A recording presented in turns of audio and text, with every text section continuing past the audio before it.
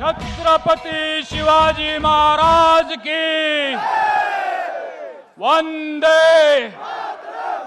फिर एक बार मैं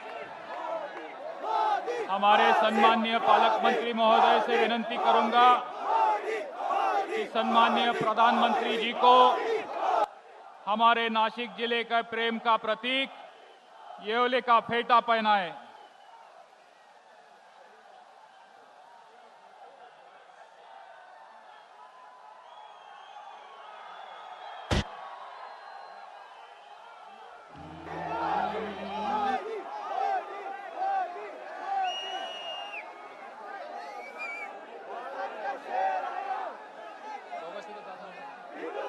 मैं मंच पे विराजमान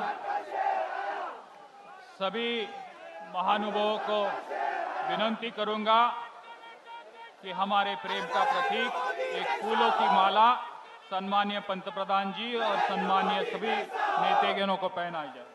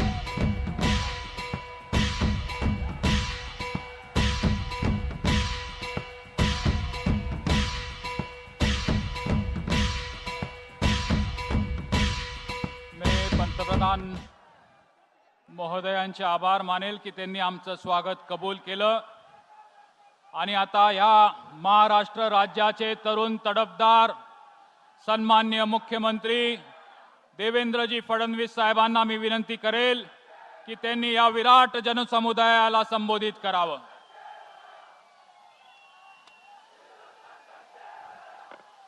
हिंदवी स्वराज्याचे सरसंस्थापक छत्रपती शिवाजी महाराज, क्रांतीचे महासूर्य भारतरत्न डॉक्टर बाबासाहेब आंबेडकर यांना मानाचा मुजरा करतो। आपल्या सर्वांचे लाडके पंतप्रधान आणि या भारताचे प्रधान चौकीदार आदरणीय नरेंद्र मोदीजी यांचं या ठिकाणी मी हार्दिक स्वागत करतो। मंचावर उपस्थित रामदास आठवलेजी, गिरीश भाऊ महाजन, आपले लोकप्रिय उमेदवार नाशिकचे उमेदवार हेमंत गोडसेजी आणि आपल्या दिंडोरीच्या उमेदवार डॉक्टर भारतीताई पवार, मंचावर उपस्थित डॉक्टर राहुल आहेर, आपले खासदार हरिश्चंद्र चव्हाण, आमदार अनिल कदम, भाऊसाहेब चौधरी, शीतल सांगळे, दादाजी जाधव, सुनील पाटील, देवयानीताई फरांदे, सीमाताई हिरे, बाळासाहेब सानप, सुरेश बाबा पाटील, किशोर दराडे, राजाभाऊ वाजे, रंजना भानसी, करंजकर, केदारनाना आहेर, सुनील बागुल, रामदास चासोरकर, या ठिकाणी मंचावर उपस्थित सर्व सन्माननीय पदाधिकारी आणि या विराट सभेमध्ये प्रचंड मोठ्या संख्येने उपस्थित झालेल्या माझ्या माता भगिनी आणि बंधूंनो, खरं म्हणजे प्रधानमंत्री जी, अभी आपकी हवा ऐसी चल रही है कि जो कभी डगमगाते नहीं थे वो भी डगमगाने लगे हैं। और जिनको यहां जानता राजा कहा जाता था, वो शरद पवार जी की हालत तो ऐसी हो गई। अब शरद पवार जी के बयान अगर देखेंगे तो उनकी सत विवेक बुद्धि भी उनके साथ नहीं रही। इस प्रकार के बयान अब पवार जी दे रहे।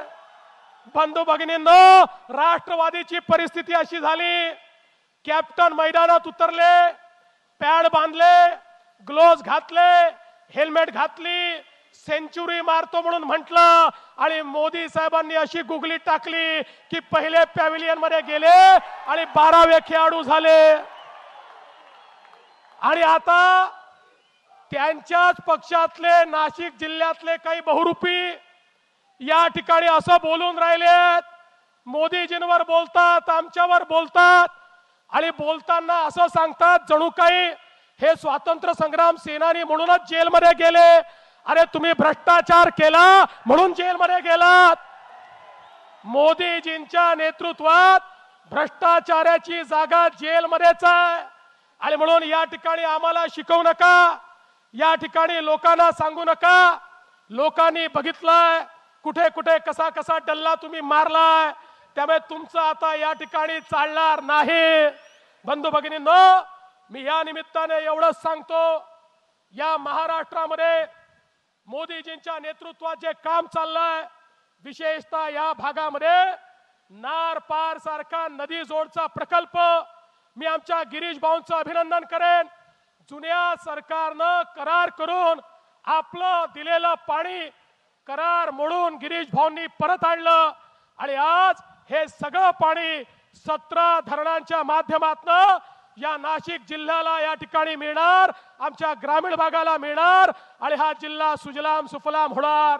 आणि याकरता आदरणीय मोदी साहेबांनी 10,800 कोटी रुपये आराखड्याला त्या ठिकाणी मान्यता दिली आहे आणि लवकरच याची सुरुवात देखील होणार आहे। आज आपण बघा, आपल्या सरकारमध्ये मग कांद्याचा प्रश्न निर्माण झाला तर त्याला अनुदान देणारं हे सरकार आहे। या ठिकाणी आमच्या कांद्याकरता कांदा चाळीचं अनुदान देणारं हे सरकार आहे। पहिल्यांदा आमच्या रेल्वे मंत्रालयाने कांद्याकरता कोल्ड स्टोरेजची निर्मिती, अतिरिक्त गाड्यांची निर्मिती केली।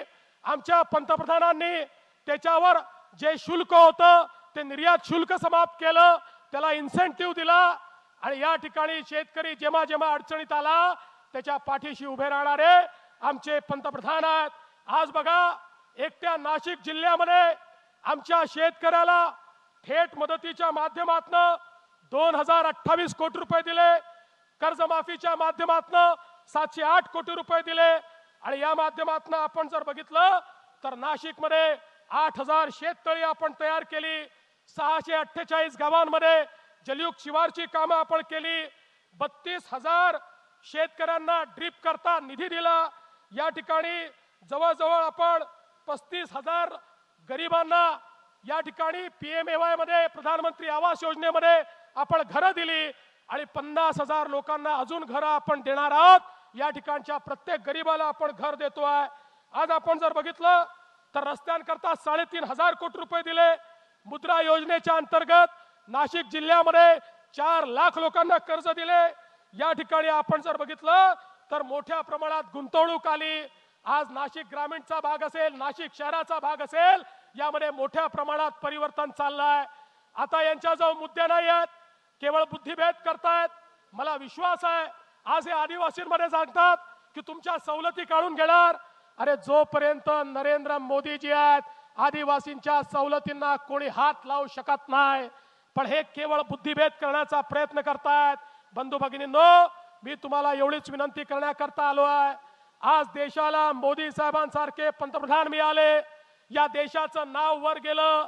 आज तुम्ही बघा, हा भारत देश अमेरिका आणि इस्रायल नंतर एकमेव असा देश आहे की ज्या देशाबद्दल बोललं जातं की या देशाच्या सैनिकाला जर कोणी हात लावला, हा देश ठोकून घुसून ठोकतो, आतमध्ये जाऊन मारतो। हे या देशाबद्दल आज आपल्या जगामध्ये बोललं जातं। मोदीजींनी हे जगाला दाखवून दिलं, हा भारत ऐकणारा देश नाही आहे, हा भारत चर्चा करणारा देश नाही आहे. आमच्या अंगावर आलात तर तुम्हाला ठोकल्याशिवाय आम्ही राहणार नाही. हे पाकिस्तान असो की चीन असो, त्यांना ठणकावून मोदी साहेबांनी सांगितलंय. आणि म्हणून बंधू भगिनींनो, तुम्हाला एवढीच विनंती करतो, आपल्या सगळ्यांना साहेबांना ऐकायचं आहे. आपल्याला या निवडणुकीमध्ये अशा प्रकारे मतदान करायचं आहे.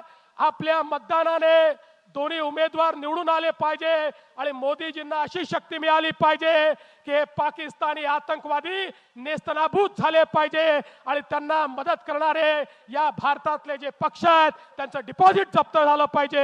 एवढीच विनंती करतो आणि माझं बोलणं संपवतो. धन्यवाद. जय हिंद, जय महाराष्ट्र.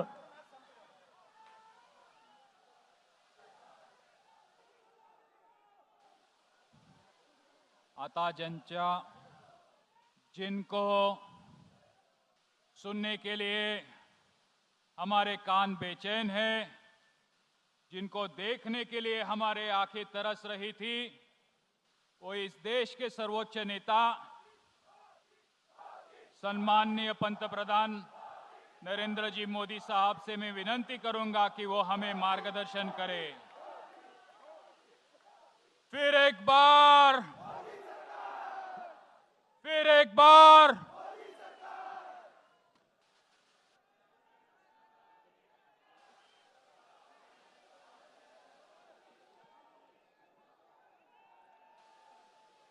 भारत माता की, भारत माता की.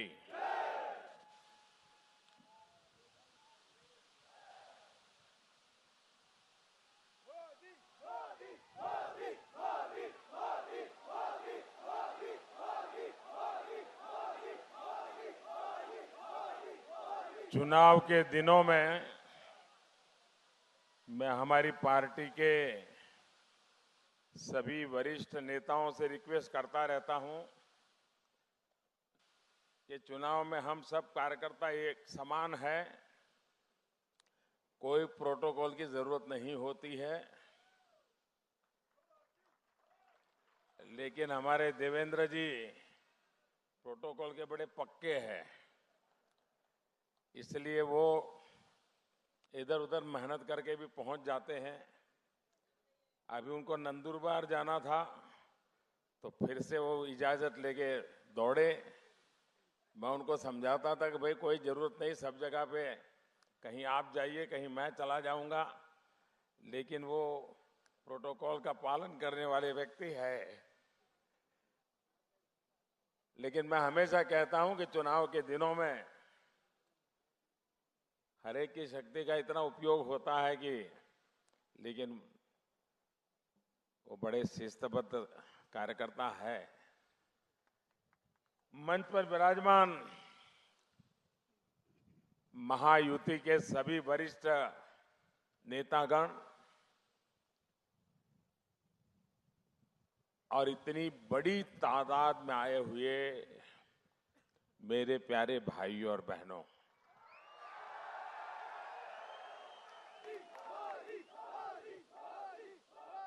येथे जमलेला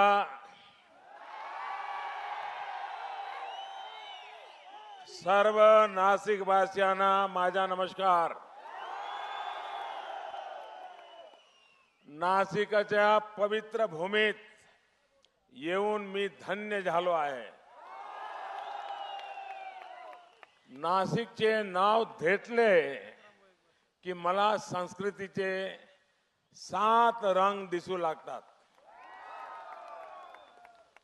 या पुण्यभूमीचा पहला रंग आहे आदिमाता सप्तशृंगी देवी. दूसरा रंग आहे कुंभमेळ्याचा. तीसरा रंग आहे ज्योतिर्लिंग त्र्यंबकेश्वराचा. चौथा रंग आहे भगवान श्रीराम आणि देवी सीता यांच्या पावन वास्तव्याचा. पांचवा रंग हनुमान जन्मस्थान अंजनेरीचा.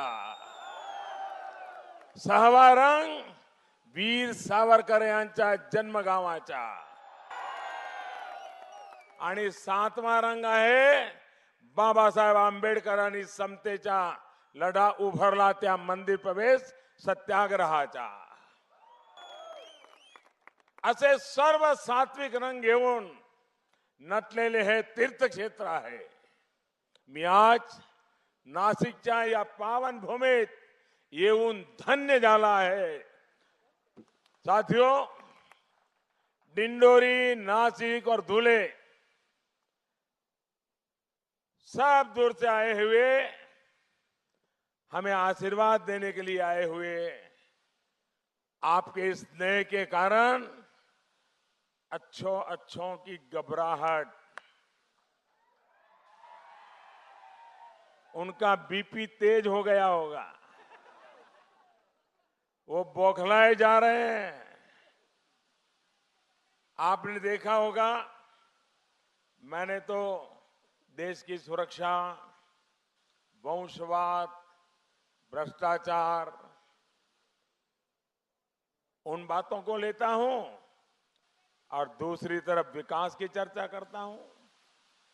लेकिन कुछ लोगों को जैसे ही मैं वंशवाद बोलता हूं, भ्रष्टाचार बोलता हूं, देश की सुरक्षा की बात करता हूं, तो मैं बोलता यहां हूं और उनको बिजली का करंट वहां लगता है. और फिर करंट लगता है तो कैसा मुंह से कुछ न कुछ निकलता है. ऐसा उनके मुंह से भी गाली गलौज. ये दौर चुनाव के पहले 2 चरण के बाद तो ये जरा और तेज हो गया है. पहले दिन में 50 गाली देते थे, अब 100 दे रहे हैं. पहले ऊंची आवाज से बोलते हैं, अब चिक चिक करके बोल रहे हैं. और उसका कारण क्या है मालूम है? पहले 2 चरण के मतदान ने देश भर से जो संदेश आ रहे हैं, इनको अपनी जमीन खिसकती नजर आ रही है. साथियों, साल 2014 में महायुति भारतीय जनता पार्टी एनडीए की एक मजबूत सरकार बनाने में आप सभी का बहुत बड़ा योगदान रहा है. आपके आशीर्वाद के ही असर है कि आज दुनिया भर में भारत की साख नई ऊंचाई पर है. अब कोई भी भारत को आंख उठाकर देखने से पहले 100 बार सोचता है.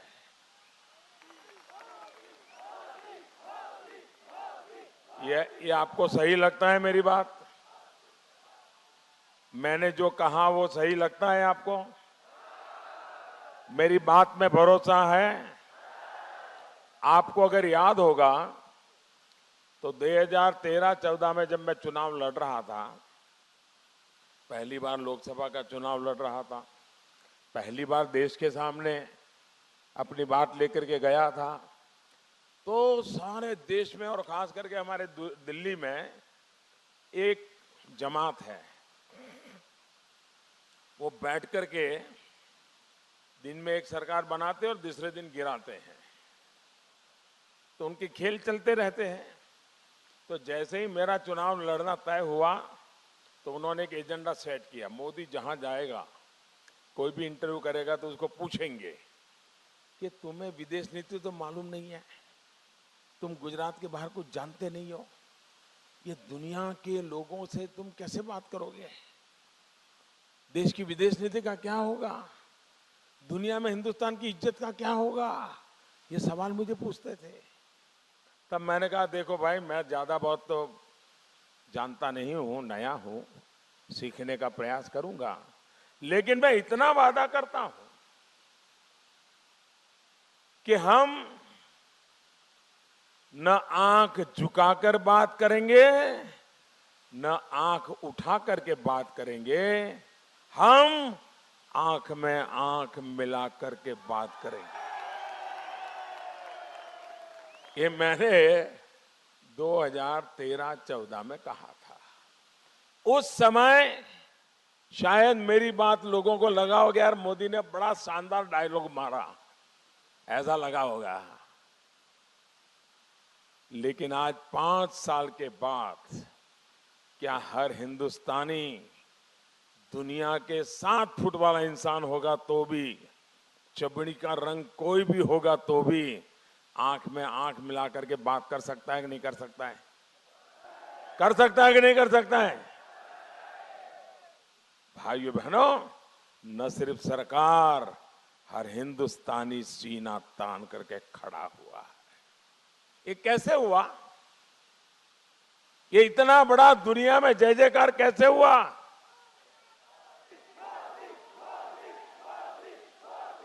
क्यों इधर कुछ हो नहीं रहा है? ये महिलाएं उधर देख रही हैं।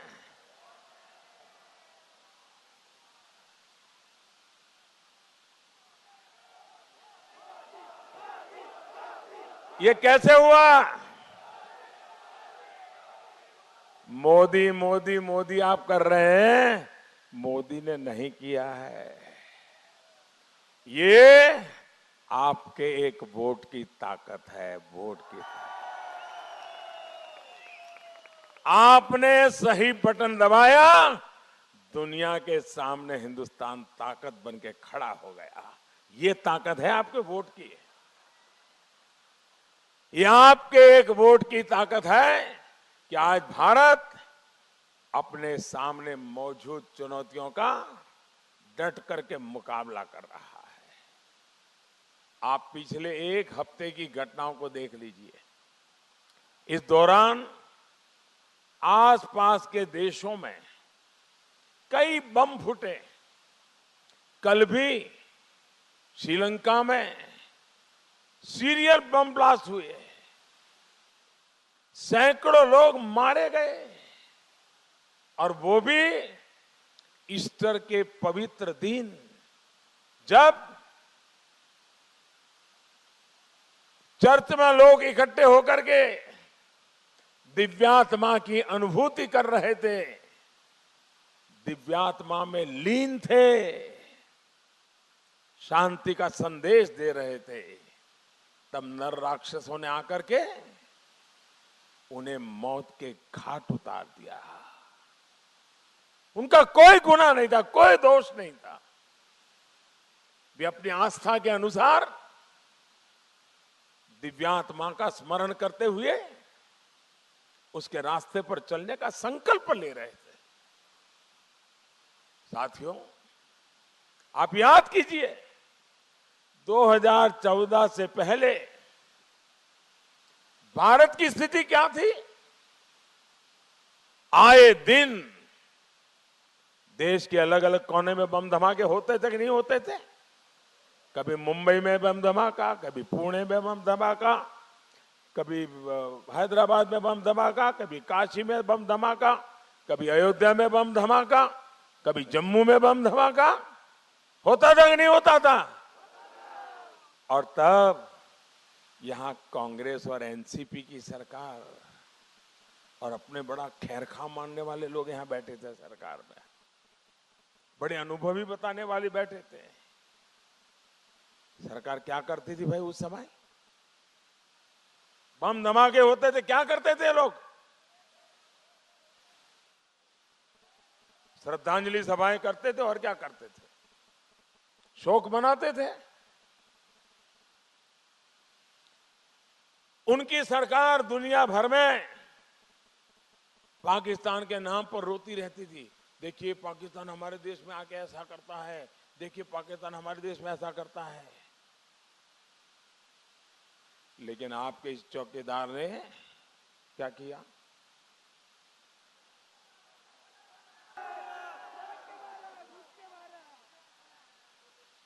आपके इस चौकीदार ने कांग्रेस एनसीपी सरकारों की इस डरपोक रीति नीति को बदल दिया।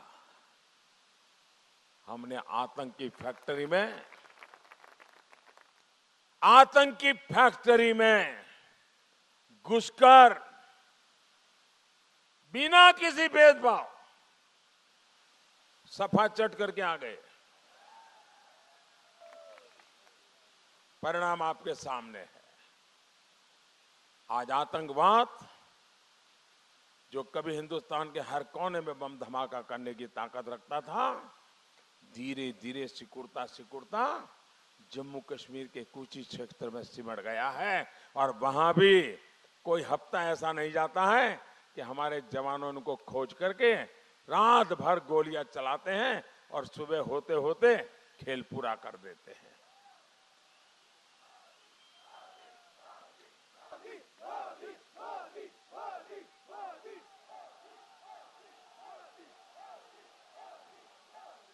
आज हर आतंकी को पता है कि अगर देश के किसी हिस्से में बम धमाका किया तो ये मोदी है,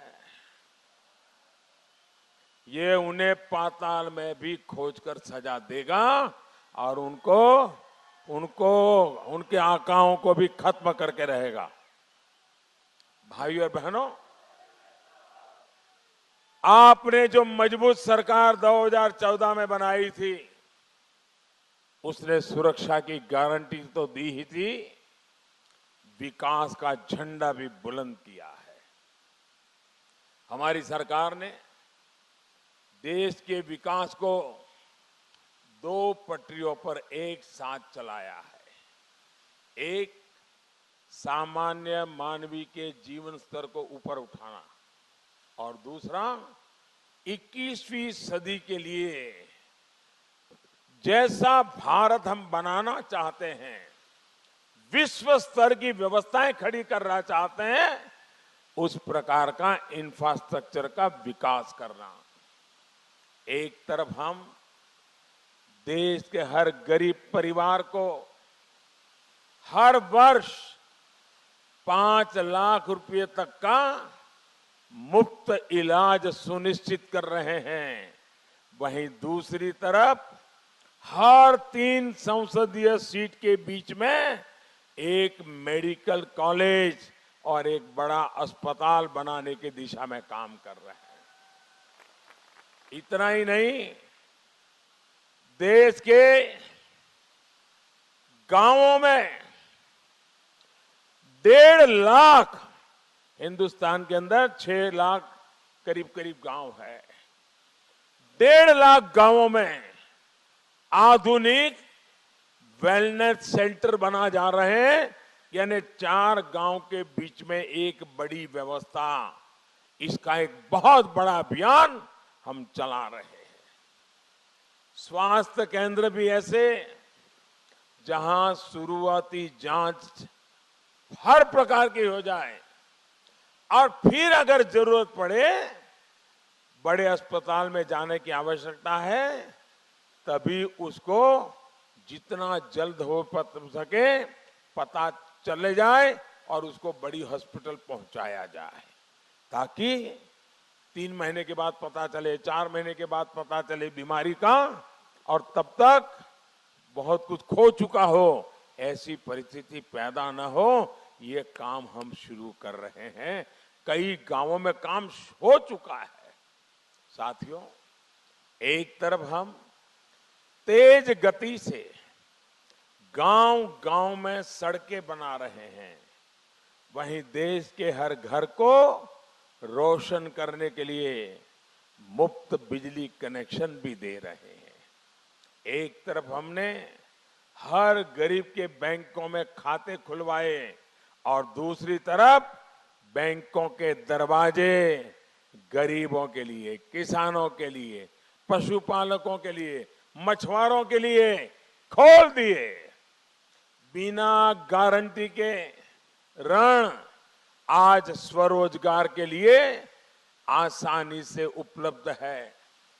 एक तरफ हम डिजिटल लेन देन के लिए देश को प्रोत्साहित कर रहे हैं, वहीं दूसरी तरफ अब गांव-गांव में, डाकघरों में भी, बैंकों में हम बदलाव ला रहे हैं।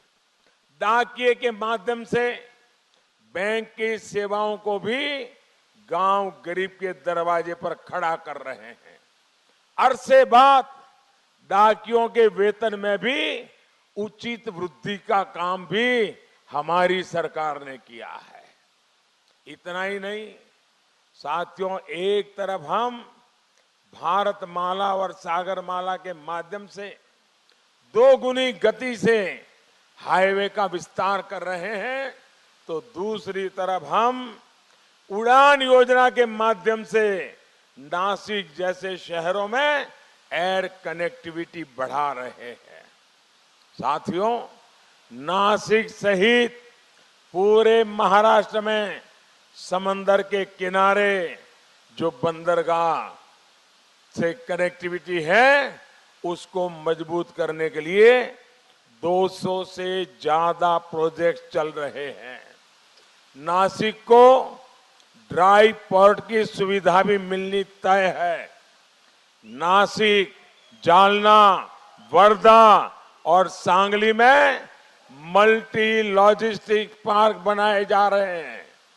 इनसे व्यापार की सुविधा होगी, उद्योग कारखाने लगेंगे, फूड प्रोसेसिंग सेंटर के लिए नए रास्ते खुलेंगे, अंगूर जैसे फलों के एक्सपोर्ट में मदद मिलेगी और युवाओं को नए अवसर भी मिलेंगे। साथियों, देश के हर व्यक्ति तक विकास पहुंचे, ये प्रयास हमने किया है। किसान हो या फिर आदिवासी, जीवन के हर चरण के लिए कुछ ना कुछ किया है। आदिवासी बच्चों की पढ़ाई के लिए देश भर में एकलव्य मॉडल स्कूल खोले जा रहे हैं। आदिवासी युवाओं के खेल कौशल को निखारने के लिए आदिवासी क्षेत्रों में खेल से जुड़ी सुविधाएं बनाई जा रही हैं। आदिवासी हस्तशिल्प का प्रचार प्रसार करने के लिए ऑनलाइन व्यवस्था को मजबूत किया गया है। आदिवासी साथियों की कमाई के लिए वन उपजों को समर्थन मूल्य के दायरे में लाया गया है। वन उपजों का अधिक मूल्य मिले, इसके लिए वन धन केंद्र खोले जा रहे हैं। भाई और बहनों, अपने अन्नदाता, अपने किसानों के लिए हमारी सरकार ने बीज से बाजार तक एक मजबूत व्यवस्था तैयार करने का प्रयास किया है। 22 फसलों का लागत का 1.5 गुना समर्थन मूल्य देने का वादा हमारी सरकार ने पूरा किया है। यहाँ के किसानों को अब पीएम किसान सम्मान निधि से भी मदद मिलने का रास्ता खुला है। अनेक किसान परिवारों के खाते में पैसे आने शुरू हो चुके हैं। जिनको अभी नहीं मिले हैं, उनको भी मिलना तय है। अब तो हमने फैसला किया है कि 23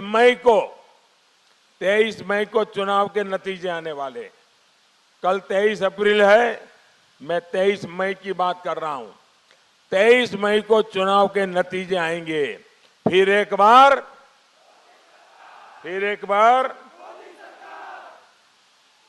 23 मई के बाद जब फिर एक बार मोदी सरकार आएगी, तो महाराष्ट्र के सभी किसानों को भी इस मदद पहुंचाई जाएगी। अभी जो 5 एकड़ की जमीन का नियम है, वो शर्त भी हटा दी जाएगी।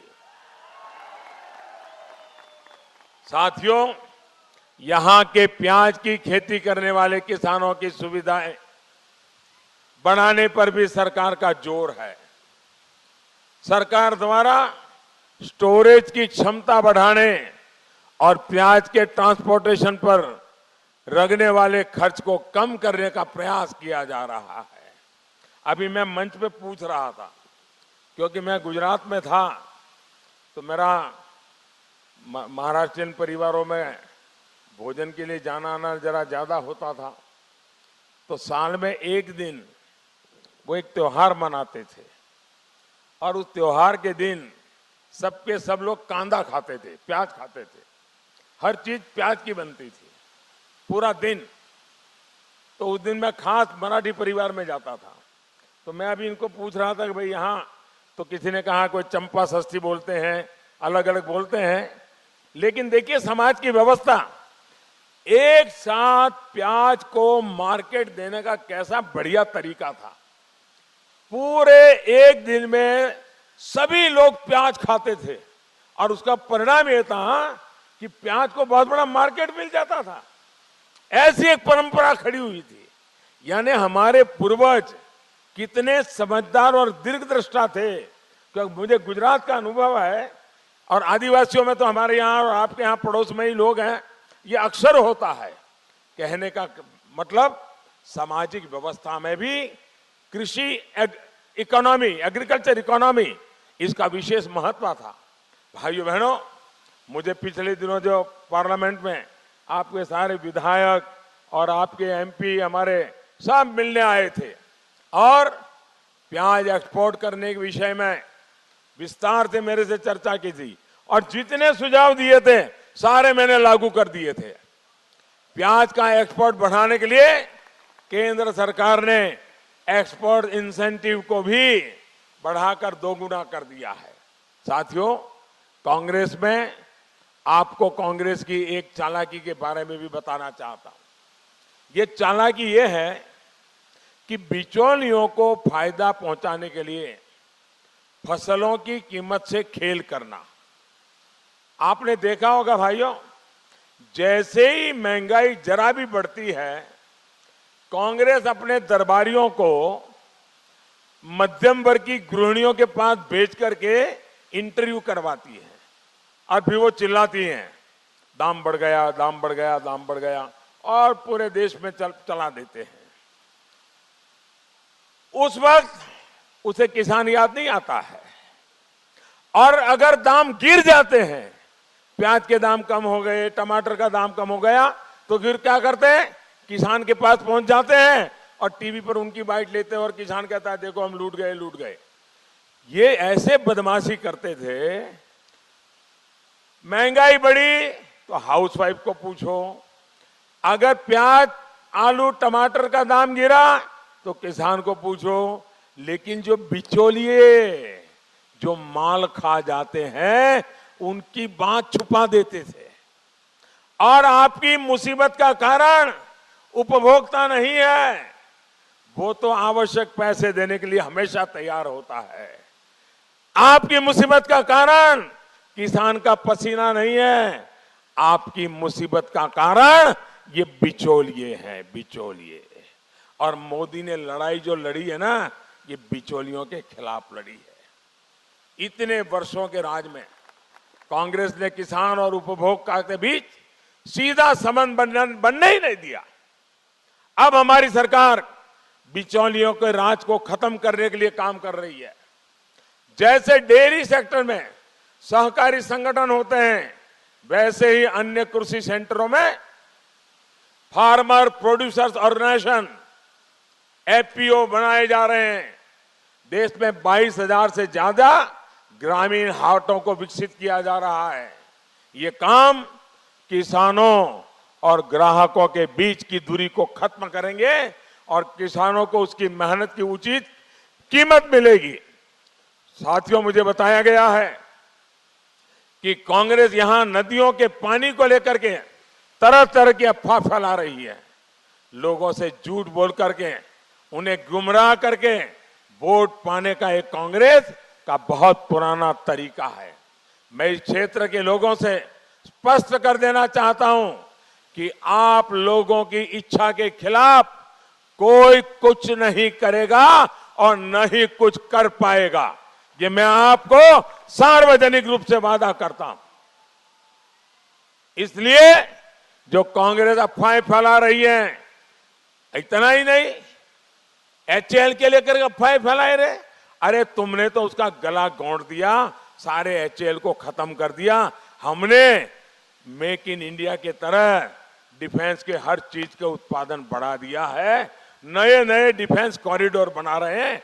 हम तो ताकत देने वाले हैं और मेरे शब्द लिख रखिए, 10 साल के भीतर भीतर इसकी ताकत 2 गुना 3 गुना होकर के रहने वाली है।